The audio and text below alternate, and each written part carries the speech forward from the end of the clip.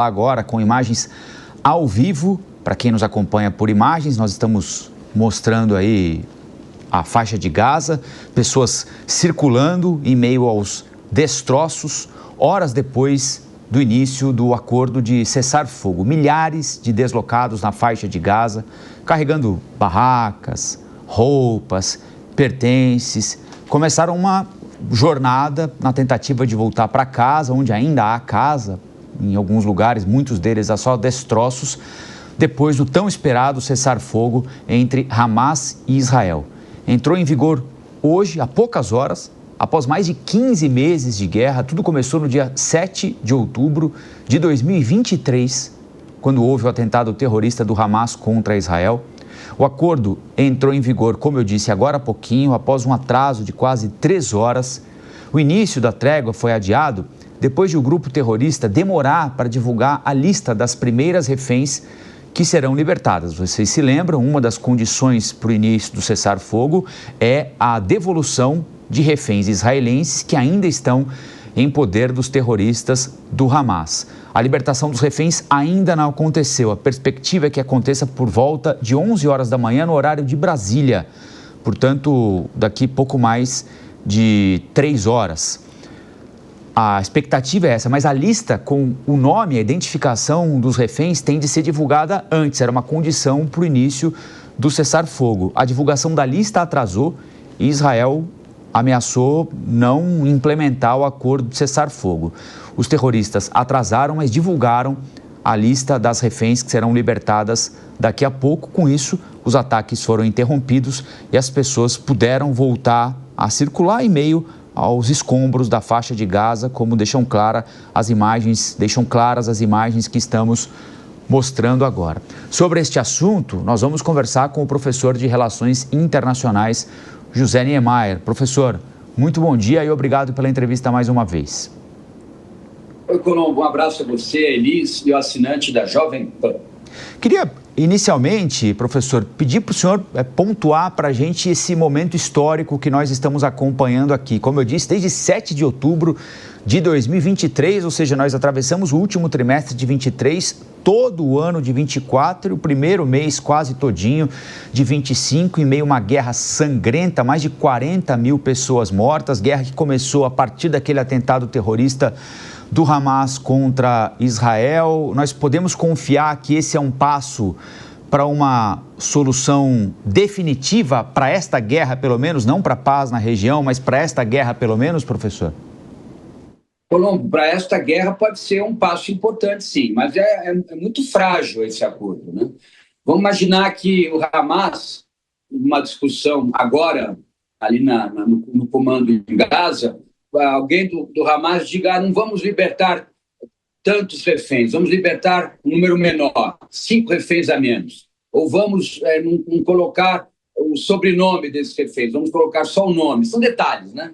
Detalhes importantes para Israel. Israel está usando isso para qualquer mudança no acordo, no detalhe, ele continuará com uma postura ofensiva com relação ao Hamas na faixa de Gaza. Porque, na verdade, o problema desse acordo são as duas partes que estão negociando.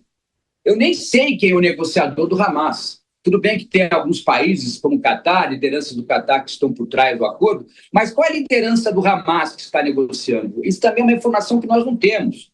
Até porque o Hamas não é, diferentemente do Fatah, que governa a Cisjordânia, o Hamas não tem lideranças políticas muito cooperativas, né? É um grupo radical islâmico que utiliza do terrorismo para ação política e que geralmente tem nas suas fileiras aqueles que estão mais preocupados com a guerra do que com a cooperação, com a paz. Então, acho difícil pelas partes envolvidas, como eu falei. E também Israel, um governo frágil como o de Netanyahu, também não pode dar muito, vamos usar uma expressão popular aqui, Colombo, pano para manga. Ele tem que agir porque está sendo pressionado internamente. Já temos a informação que um partido político que forma a coalizão de Netanyahu já saiu da coalizão porque era favorável à continuação da guerra, da ofensiva contra o Hamas. Se mais um grupo político sair, ele vai perder força e o governo cai, né?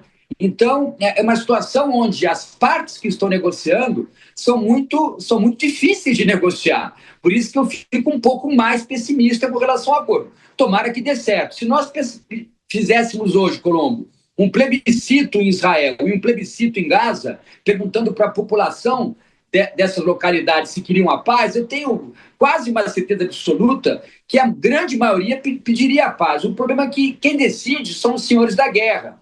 E a guerra já estava em curso durante os governos aí, que estão em curso também, tanto o governo de Netanyahu quanto a administração do Hamas em Gaza, que eu questiono muito. Eu tenho a impressão que a administração do Hamas em Gaza não tem legitimidade, não tem apoio popular. Eles se utilizam da população para permanecer no poder. Como são essas estruturas que estão no poder, nós não vamos chegar... A população não é ouvida. Se ela fosse ouvida, eles gostariam da paz. Seguindo nesta mesma linha, eu gostaria que o senhor destacasse quais os principais desafios que podem surgir durante essa implementação do cessar-fogo e que seja duradouro, considerando aí que existe uma desconfiança mútua entre as duas partes. Elisa, obrigado pela pergunta. Eu acho que o mais importante a partir da terceira fase é como é que vai ser administrado Gaza. Quem vai administrar Gaza? Quem vai ser o interlocutor do governo de Israel, o interlocutor com as Nações Unidas e com os demais países, as potências centrais que podem ajudar na reconstrução? Como se vai dar isso? O norte de Gaza está destruído, Elis, completamente destruído, é terra arrasada. E o sul de Gaza está muito populoso. As pessoas não vão conseguir restabelecer suas rotinas diárias só com o sul de Gaza. Então vai ter que reconstruir o norte. Então a questão é de reconstrução da infraestrutura, de casas, de ruas, de pontes, de hospitais. Quem vai manter essa reconstrução? Quem vai organizar essas políticas públicas? São representantes do Hamas conversando com representantes israelenses, com as Nações Unidas?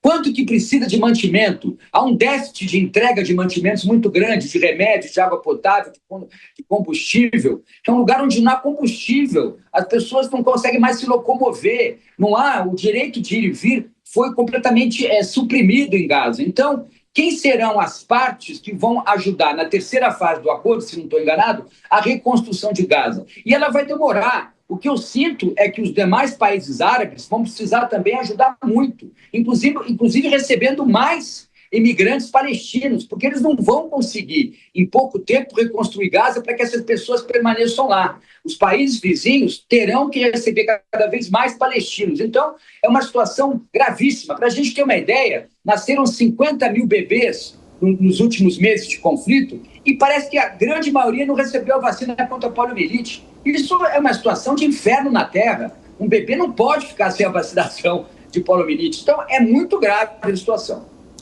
Professor, prazer falar com você aqui no Jornal da Manhã mais uma vez. Esse é um cessar-fogo que ele já começa ali com algumas ressalvas, né, com muita tensão envolvendo ele. Até hoje de manhã, um pouco antes do cessar-fogo começar, a gente teve ataques de Israel na faixa de Gaza, de grupos lá da faixa de Gaza contra Israel. Ontem, rebeldes Houthis lá do Iêmen dispararam mísseis contra Israel e a fala, inclusive, do primeiro-ministro Benjamin Netanyahu falando que a guerra pode voltar a qualquer momento, com ainda mais força, com o apoio dos Estados Unidos.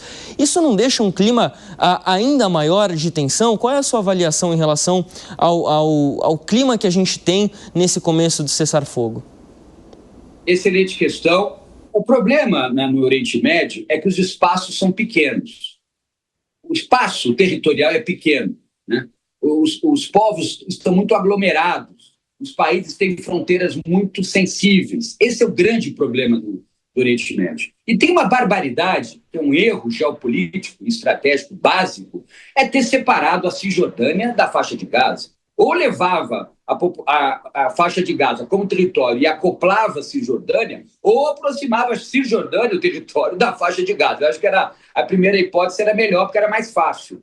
Tudo bem que os palestinos queriam uma saída para o mar, e a faixa de Gaza dá essa saída para o mar, mas o problema é que entre Gaza e Cisjordânia, esses dois espaços territoriais, existe Israel. Então é muito difícil você administrar dois territórios, até porque os grupos que administram Gaza, que é o Hamas, acho que ainda é, e o que administra Cisjordânia, que é o Fatah, são inimigos. Eles são inimigos não só políticos, mas são inimigos também do ponto de vista militar. Eles estão em conflito, né? Não só institucional, mas conflito também, conflito entre grupos, entre facções, não se respeitam, não se toleram. Então, é uma questão religiosa entre os dois grupos. Então, é muito ruim, num lugar onde os espaços são concentrados, onde a geopolítica é espremida, onde a geoestratégia não tem solução, é muito ruim que a autoridade palestina, que a Palestina, reconhecida por alguns países do sistema internacional, tenha duas regiões separadas. Isso foi também decidido à época para dar poder a dois grupos diferentes e para que Israel pudesse negociar melhor. Só que não é negociar melhor, é negociar pior, porque Israel negocia com Hamas e, se precisar, negocia com Fatah. E muitas vezes os grupos que estão no poder em Israel se utilizam desses dois territórios para barganhar ali e acolá. Isso também é muito ruim, inclusive para Israel, porque Israel também precisa garantir o seu direito a um Estado soberano desde 49, que é um país livre e soberano, mas é importante a criação do Estado palestino, mas não com este desenho, um desenho de dois espaços territoriais. Isso é inacreditável do ponto de vista de qualquer pensamento geopolítico sério. Professor José Niemeyer, muito obrigado pelo papo. Por enquanto, a gente volta a conversar em breve. Colombo, um abração a você e o assinante da Jovem Pan.